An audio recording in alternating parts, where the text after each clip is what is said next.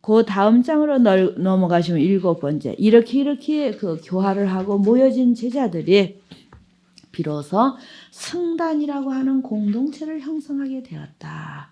여기서부터는 이제 지금까지는 제자를 제잡하고 개인의 수행자였다면은 이제 1000명이 넘는 제자가 모이니까는 전체를 위한 공동적인 어떤 규칙이 필요하고 또는 그 제어할 방법이 필요했던 거예요. 그래서 승단 공동체로서 이제 그 굴러가게 된다. 그래서 그런 것을 승가라고 합니다. 그래서 승가라고 하는 그 글자에 우리가 모임은 이제 승가인데 승가의 가장 중심이 되는 것은 승가는 화합이에요. 부처님이 그 당시부터 오늘날까지 승가라는 말을 떠올리시면 우리 스님들은 화합이다. 근데 그 화합은 그냥 되느냐 하면 절대 그냥 안 돼요. 어떻게 돼요? 자기를 버릴 때. 그래 무아예요. 무아하고 하심이에요. 승가는 화합인데 왜 화합이 안 되냐? 자기를 버리지 못할 때. 일직선의 이야기입니다. 그 오늘날 우리가 받아요. 내가 승가의 일수라 하면 화합을 근본으로 해야 되고 화합이 근본이 되려면 자기를 버려야 된다. 이 선이 등식으로 이어지지 않고는 승가도 있을 수 없고 화합도 있을 수 없다. 수행자가 무엇을 드러낼 게 뭐 있느냐 이 말이에요. 그래서 이런 말씀을 드리는 건 앞으로도 우리가 이제 아사세왕의 이야기가 아사세왕이 아버지 빈비사라왕을 죽였잖아요. 죽이면서 마음이 불편한 거야. 불편해서 살 수가 없으니까 기바동자가 부처님을 만나보라고 그래. 부처님 위실력에 아사세왕이 마음을 바꿨어요. 그래서 거기에서 우리 그 아라한 구덕경, 아라한 사문과경에 그게 나옵니다. 피눈물로 참회를 하죠. 아사세왕이 부처님께.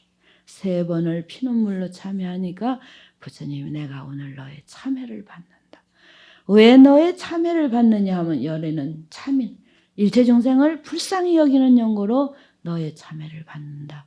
만약에 너가 열애를 만나서 아버지를 죽이는 그런 악업을 치우지 않았더라면 너가 바로 아라한가를 증득했을 텐데 안타깝게도 아라한가를 성취하지 못하지만 열애는 너를 불쌍히 여기는 거로 참회를 받아들인다. 이게 그 사문과경에 나와 있습니다. 그러니까는 우리 승단에 결코 잘못을 저지르지 않을 수 없는데 잘못이 됐을 때는 정말 발로 참회하는 것. 그 참회 이야기가 상품 참회는 상중하품이 있는데 상품 참회는 털구멍마다 피가 나오도록 참회를 해야 뭐 겉으로 108배, 1000배가 참회가 아니라 얼마나 자기가 잘못했다고 느끼면 피가 터져 나와야 상품 참회고 중품 참회는 모든 털구멍에서 땀이 비오듯 하는 참회를 해 중품 참회고 하품 참회는 눈물이 비쏟아지도록 부처님께 향해서 참회할 수 있을 때 하품 비로소 참회다. 근데 우리가 입으로 참회하고 1000배 했다고 참회하게 되냐가 아니다는 그런 말씀이 이제 나옵니다. 그래서 그 아사세왕이 그렇게 참회를 하고 부처님 제자가 되죠. 그러니까 불법에는 반드시 참회의 법이 있다. 그런 승가가 화합하지 못했을 때 정말 부처님 법을 옅되게 하는 그런 이야기가 나오죠. 그래서 이제 승가 공동체가 그 시작이 되는데요. 여기 이제 승가 공동체가 되면서 처음에는 어떤 규칙이 필요하지 않았는데 사분율장에 보면은 부처님이 성도하시고 12년 만에 비로소 이제 그 계율이 필요했다는 이야기가 이제 뒤에 나오는데요. 114페이지를 보시면은 빈비사라 왕이 기일을 하죠. 그래서 그 빈비사라 왕이 기하는 부분이 나고 빈비사라 왕은 6년 전에 부처님이 처음 그 수행자로 출발하셨을 때 만났던 그런 제자로서 평생을 이 부처님을 보호하고 그 중림정사를 지어드리는데 그 마지막에 아사세왕 자기 아들이 제바달다하고 같이 짜서 그 제바달다가 부처님 교단을 그 넘보고 또는 아사세왕은 아버지를 죽이는 그런 비극이 있죠. 거기에 이제 우리가 기록에 의하면 제바달다는 바로 무간지옥에 들어갔고 아사세왕은 부처님께 정말 피눈물 나는 참회를 해서 다시 이제 불법중에 돌아오는 그런 그 전기가 됩니다. 그래서 이 승가라고 하는 것은 첫째는 화합이고 그 승가가 화합하기 위해서는 그 청정과 여법이 강조됩니다. 우리가 꼭 기억할 것인데요. 우리가 모두 이제 승가 대중인데요. 승가의 기본 덕목이 화합인데 그 화합을 지켜가기 위해서는 그 승가가 법다워야 되고 청정해야 된다. 청정과 여법이 아주 생명이에요. 그건 왜냐하면은 저 사람 잘못한 거 그냥 놔두고 이 사람만 야단치면 그건 여법하지 못한 거예요. 왜 저 사람은 봐주고 이쪽은 안 봐주냐. 그러니까 계율에 의해서 여법을 가늠해야 된다. 그 계율에 의해서 여법을 지켜가는 건 왜냐? 모두가 청정, 맑혀져. 참회해서 맑혀주고 자기의 그 잘못을 인정해서 맑혀. 그래서 여법하고 청정할 때 비로소 화합으로 나간다. 승가는 화합이 근본인데 그 화합을 지켜가기 위해서는 개인으로는 하심 차기를 버려야 되고 전체로서는 여법하고 청정할 때 그 여법과 청정을 지키는 잣대가 뭐냐? 그것이 계율이죠. 그래서 계율이라는 것을 이제 정하게 되는데 이 승가에서 가장 그 근본 정신이 뭐냐 하면은요. 화합인과 동시에 평등이죠. 그건 무슨 말씀이냐 하면은 승단의 일원이 되는 데는 부처님 당시에는 인도는 어떤 사회였습니까? 카스트 제도라고 그러고 사성 계급으로 나눠졌어요. 그러니까 서가모니 부처님이 구상하신 것, 나의 승단은 일체 모두가 평등하다. 바람은 최고의 계급인 바라문이나 저 최하의 계급인 수타라나 누구든지 나의 승단에 들어오면 일체가 평등하다. 그래서 요즘 이제 그 현대 사회에 와서 지금 이 시점에서 평등과 인권을 주장하는 것은 민주주의의 당연한 이야기예요. 그런 것들이 교육으로 받으셨죠. 시대를 거슬러 올라가서 약 2500년을 거슬러 올라간 그 시대에 평등과 인권을 주장할 수 있었느냐. 이 세계를 다 둘러볼 누가 평등과 인권을 주장해. 불교는 저는 그 인권이다 또는 뭐라 그럽니까? 그 인문주의다 이런 말을 쓰는데 불교는 생명주의예요. 바이오센터리즘이라는 말을 우리가 쓸 수 있는데 인간을 중요시한 거예요. 생명 자체를 중요시한 것이다. 어떤 그 서양에서 말하는 인간 중심, 인본 중심 이런 건 굉장히 그 범위가 좁지요. 불교 그 자체는 생명을 중심으로 한다. 어떠한 생명도. 그러면 거기에 이미 인권이 다 포함되어 있는 거예요. 이러한 절대적인 생명 중심, 절대 평등을 3000년 전에 누가 이 세상에 주장했겠느냐. 부처님이란 말이에요.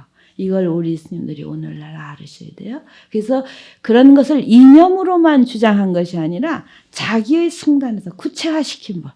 우리는 이념은 얼마든지 있을 수 있지만 현실에서 그걸 구체화시킨 사람은 서가모니 한 분이다. 어떤 승가 속에. 그래서 거기에 대표적인 것이 어떠한 계급의 사람이 나의 승단에 들어서도 먼저 들어온 자가 상자지요. 지난 과거에 문벌과 족속을 묻지 않는다. 계급을 묻지 않는다. 그것을 출가승단에서 그대로 그 확인을 했습니다. 그러니까 우리가 오늘날 그냥 간단한 말로 승가다 이러시는데 그 승가가 갖고 있는 의미는 이렇게 대단한 것이에요. 화합을 근본으로 하고 계율을 통해서 여법과 청정을 지켰고 그 승가는 절대 평등을 모토로 했다. 그것이 그대로 구체화된 것이 바로 이 승가였다. 이렇게 이야기를 해 주십시오.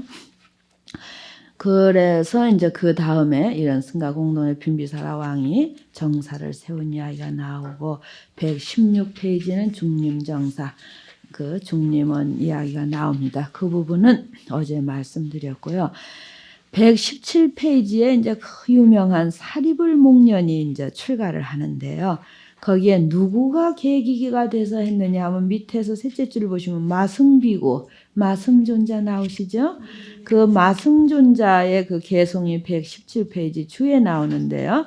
모든 법은 인연으로 쫓아 일어나고 열에는 이 인연법을 설하네. 다시 그것이 멸하는 이치도 설하여 이 위대한 사문은 이같이 가르쳤네.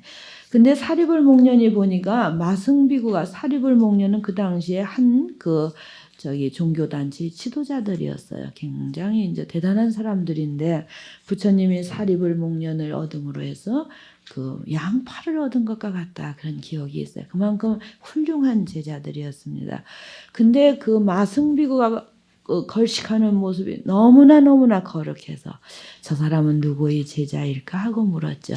그러니까는 나의 스승은 서가모니 부처님이시다. 그러니까 그분은 어떤 것을 가르칩니까? 그러니까 거기에 지금 읽어드린 제법 제법 종연생 제법 종연멸 아불대사문 상작여시설 바로 인연법을 가르칩니다. 근데 이 인연법이라고 하는 것을 보통은 알아듣기 어려운데 사리불과 같은 대성인은 바로 끼친 거예요. 그래서 그날로 제자 250명을 데리고 이 저기 119페이지 첫째 줄 주에 보시면 산자야의 만류를 했는데 이 산자야라는 사람은 회의론자예요. 어떤 진리를 하나로 규정되지 않고 이럴 수도 저럴 수도 애매한 말로 그 당시에 이제 진리를 설하던 그런 그 외도인데 그 사람의 제자들이었죠. 그래서 그 만류를 뿌리치고 그 사리불 목련을 따르는 250명을 데리고 부처님 성단에 들어옵니다. 그래서 그때부터 이제 1250인이라고 하는 숫자가 이제 이루어지고 그 밑에 보시면 이제 목련존자는 그 효도로서 그 부처님 1년 행사 중에 그 7월에 들어오면은 뭐 서울 쪽에 어쩌면 모르겠습니다. 서울 쪽에 이제 칠성날도 굉장히 하죠. 그냥 칠성날 목당만 그 불공하는 걸 끝내지 말고 의미를 부여해야 돼요. 그래서 저는 칠성날은 부모가 자식을 위해서 기도하는 날이다. 그렇게 의미를 하시고 또 저기 자식이 그리고 이제 그거 백중날은 자식이 부모를 위해서 효도하는 날이다. 그래서 굉장히 이제 요즘 의의가 깊은데 그 백중날에 부처님의 위실력에 의지해서 그리고 또 하나 뭐지요? 수행을 완성한 청정 승가의 힘에 의해서 어머니를 제도한 거예요. 그것도 삼보예요.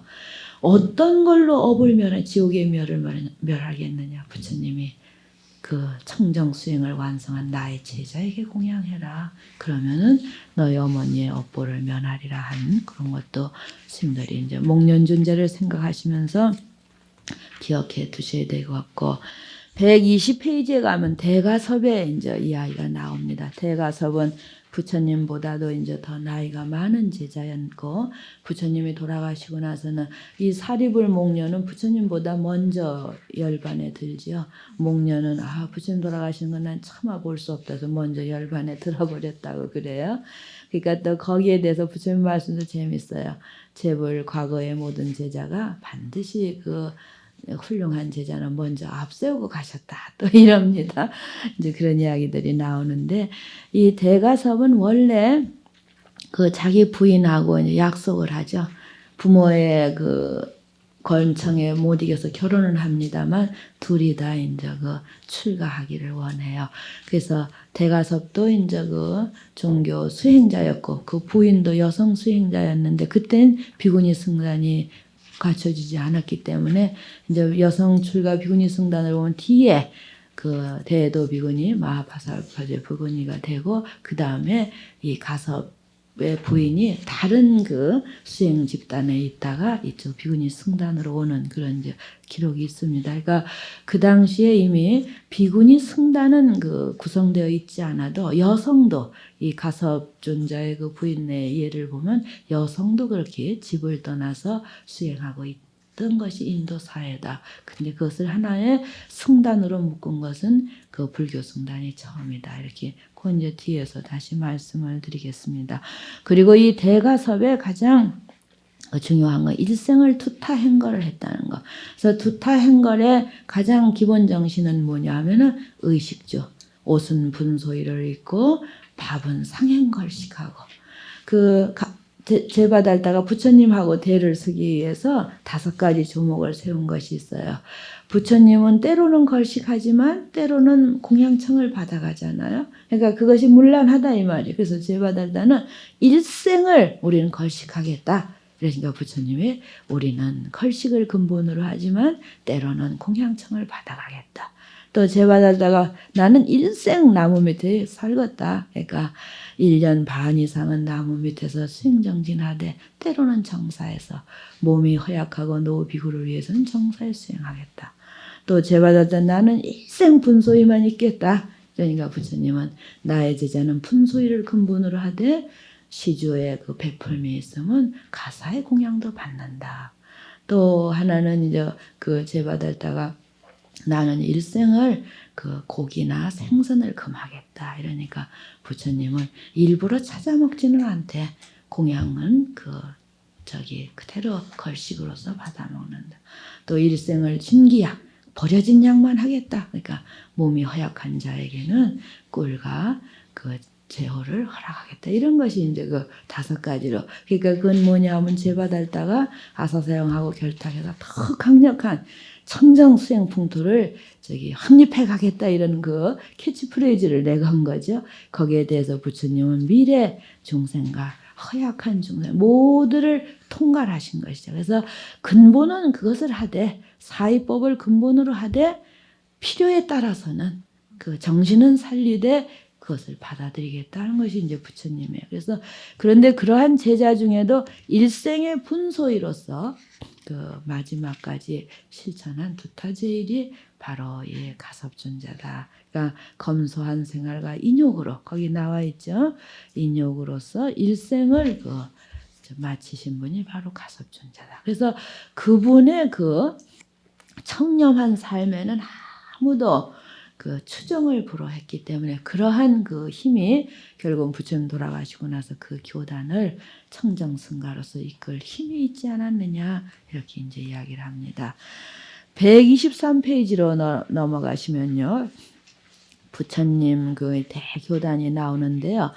이러한 1200명이 넘는 이 교단을 누가 밑에서 떠받들었냐 하면은 그 빈비사라 왕가 또는 사위국의 수달다 장자 이러한 몇몇 손꼽을 수 있는 제가자가 이 부처님 승단을 떠받들었다. 거기서 이제 수달다 그 공양이 나오고요. 수달다 제자가 자기 나라 사위성에 돌아가서 그 기타 대자 기원정사 세운 이야기는 아시죠? 그것이 126페이지에 나옵니다.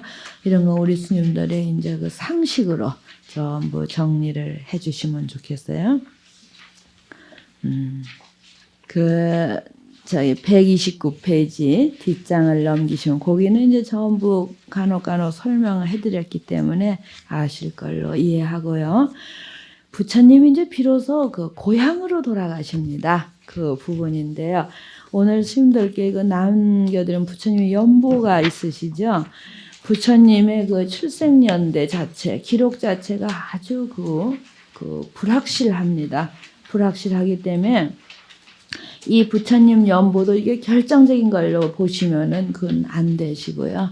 여러 학자들이 모든 자료를 통해서 대강 이러한 것을 구상해 볼 수 있지 않느냐 해서 이제 만든 것이죠. 그래서 참고해 주십시오 해서 나누어 드렸습니다. 그래서 어느새 대강에 또 조금 문제되는 부분도 있지만 대강 이러한 것으로서 하시지 않았느냐. 근데 언제 부처님이 고향으로 돌아가시냐 하면은요, 40세, 그러니까 성도하시고 한 6년 정도 되었을 때, 우리가 35살에 이제 성도를 하셨다 하면 한 5년, 보통은 이제 6년 설도 있고 12년 설도 2가지가 있습니다. 그래, 일반 한 6년 정도 됐을 때 부왕의 불암을 받고 카필라 성으로 가시죠. 그때 가서 카필라 석시 왕가들의 많은 사람이 그때 출가를 합니다. 라훌라니 또 누군가요?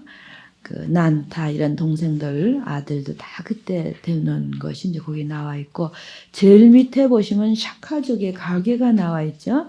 카필라 성은 아버지 사자협왕 계통이고 콜리아 성은 어머니 마야 계통입니다. 그래서 그걸 보시면은 누구가 거기 아니루타 마하나마 또는 대바다타 아난다 난타 시달타 라우라 여기 나와서 이런 분들이 다 샤카족의 종족이셨구나. 또 야소다라나 마하나 저 마야나 파자파티는 이제 이모시죠. 양모도 다 이제 콜리아성 계통이구나 이런 것을 아실 수가 있습니다. 그래서 성도하신 지 일설에는 6년 또는 12년, 보통 이제 6년으로 잡는데요. 아버지가 아주 그 고향에 돌아오기를 간곡히 기다려서 그 뜻을 살펴가지고 그 아버지 고향으로 돌아갑니다. 그래서 그것을 우리가 고향으로 돌아온 부처님 또는 기향설법. 근데 아버지가 이제 그 전에도 많이 부처님께 보내죠. 보내면 다 그냥 발심출가해버리고 카필라성으로 돌아가지를 않아요. 그래서 노기족인 이 우타이에게 간곡히 부탁하죠. 너는 가서 출가하더라도 내가 저기 서가모니가 만나고 싶다는 이것을 꼭 좀 전해달라고. 그러니까 우타이가 그럼 내가 가서 출가하는 걸 이해해 주시고 하여튼 잊어버리지는 않고 부처님 한 번 모시고 올 테니 그래 출가를 허락해 주십시오. 그래서 이제 가서 기회를 봐갖고 이제 부처님께 이야기를 합니다. 그런 이야기들이 이제 거기 들어오는데요. 134페이지에 보시면은요. 고향에서의 걸식이라는 대목이 나와요. 그건 뭐냐 하면은 이제 아버지가 그 부처님이 오신다는 연락을 너무 기뻐하죠. 만약에 이 카필라국에 오면 반드시 제1차로 이 왕궁을 찾아오리라도 가진 공양을 다 준비하고 기다리는데 부처님은 1200대중을 끌고 뭘 하셔요? 거리거리에 걸식을 하고 다니시는 거예요. 거기에 이 아버지로서의 실망감과 자괴감이라고 내 아들이 그냥 거린이 된 그 부끄러운 감정을 이제 갖는 그런 것이 쭉 나와 있는데 우리가 이제 이것을 통해서 무엇을 부처님은 가르치시냐면은 첫째는 장신의 아버지에게 옛날에 아들로서 왔다는 기대감을 벌게 하는 것. 그게 하나예요. 보통 우리 스님들도 이제 옛날엔 출가해서 10년이 되지 않으면 부모 가정집을 방문을 안 하는데 요즘은 또 친정집 드나들이 그 돈 다 갖다 쓰시고 그러고 사는 스님이 너무 많아요. 이제 경제적인 문제가 따르기 때문에 은사 스님 미처 못 해드리면 이제 아프고 이러면 친정집을 가시는데 부처님이 성도를 하시고 가신 것도 6년 내지는 12년.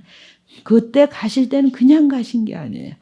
그 석가족을 제도하러 가신 그런 원대한 꿈을 갖고 가셨는데 오늘날 그런 것이 굉장히 전통이 우리 한국의 불교만 해도 옛날에 어른들은 10년이 되지 않으면 친정집을 가지 않으신 그런 것이 제가 한 20대까지도 그것이 지켜졌습니다. 그냥 다 흐트러졌는데 저를 의지해서 이제 출가한 학인심하라고 할머니가 위독하다는 거예요.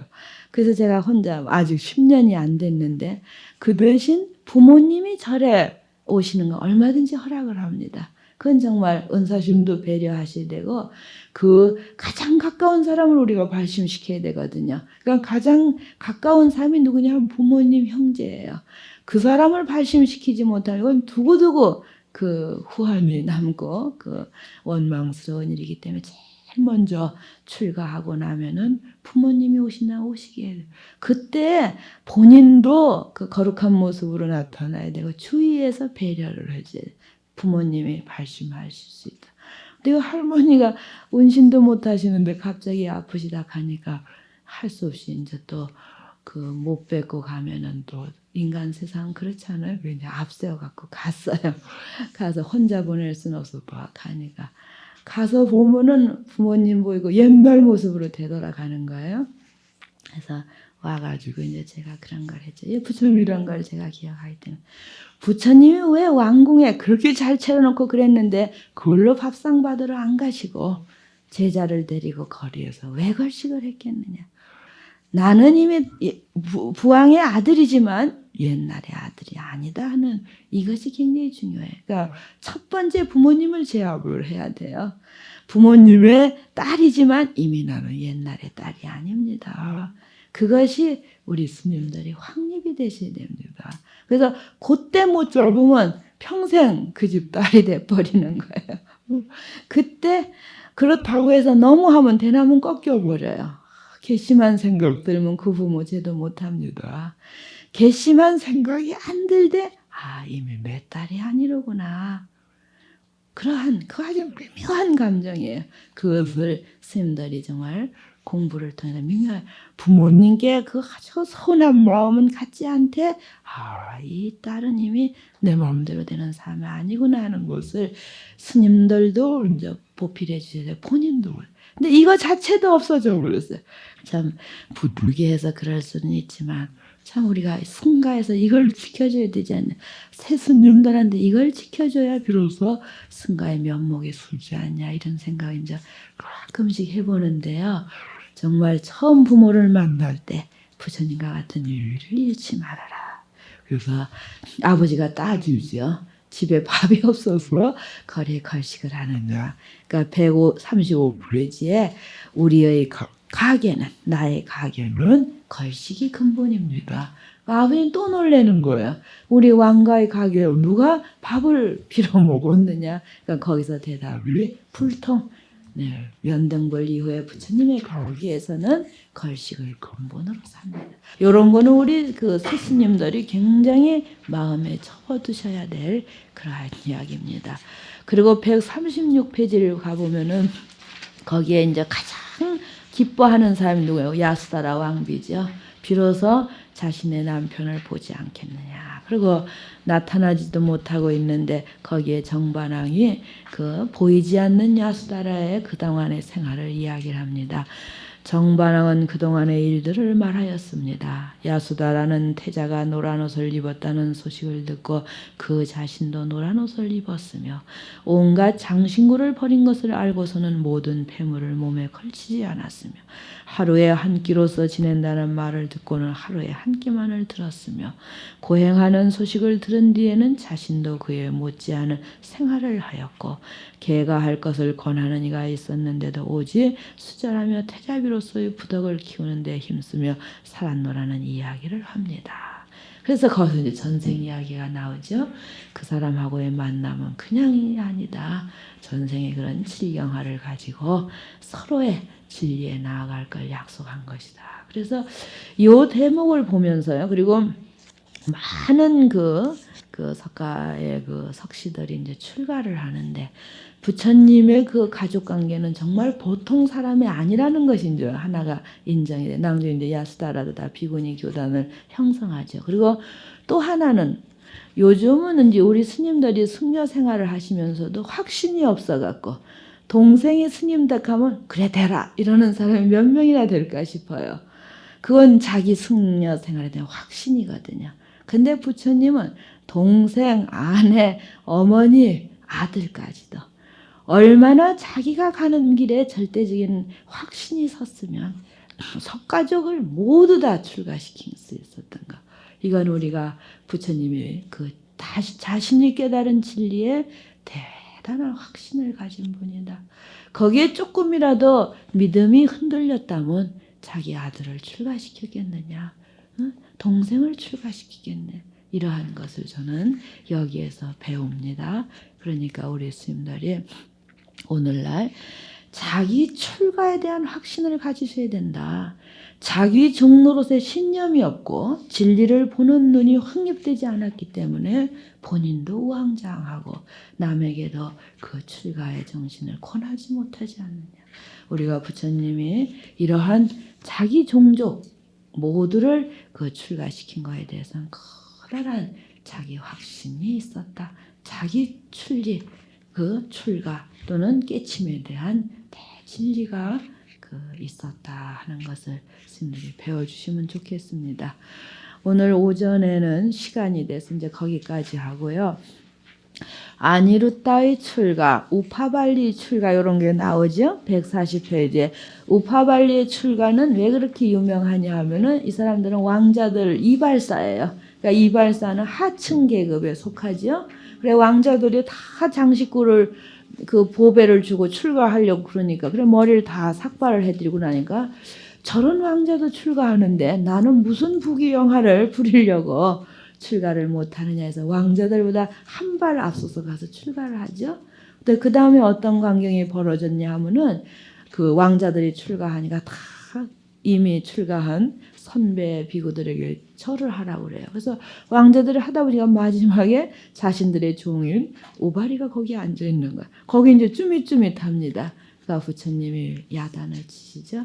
오바리는 옛날에 너희 종이 아니니라 이미 나의 승가에 들어와서 너희들의 선배다. 오바리 전자는 부처님이 돌아가시고 난 다음에 그 율장을 결집하죠. 그래서 계율의 제1인자가 되는 그런 제자입니다. 오늘 오전 수업은 거기까지 마치겠습니다.